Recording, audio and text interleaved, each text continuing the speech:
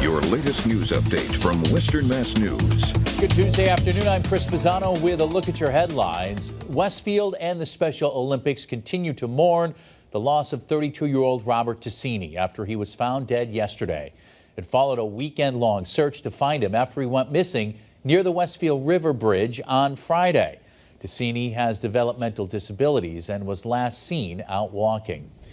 As we approach the holidays, you may be starting your holiday shopping online, but beware as some scammers are taking advantage of the season. Police are warning of a texting scam circulating our area. The text says a package couldn't be delivered because of missing parts of address information. If you get a text like that, call police.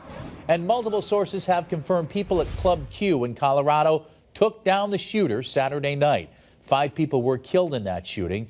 Many people at the club during the shooting did survive, and reportedly that's thanks to retired Army Major Richard Fierro and others. He was at the Colorado Springs venue with his family for a drag show. I'm meteorologist Jana Brown. The check of your forecast. Tonight, mostly clear skies with a few clouds early and then clearing out for much of the overnight.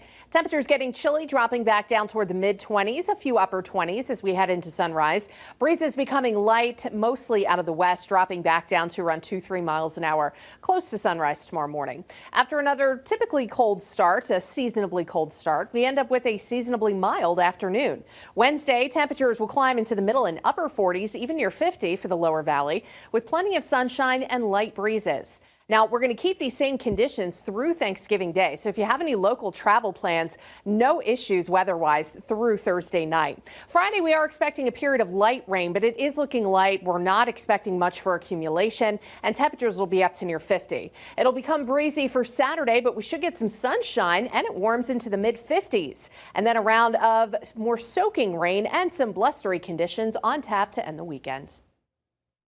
Stay with Western Mass News on air, online, and on our app throughout the day for breaking news, weather, and exclusive content.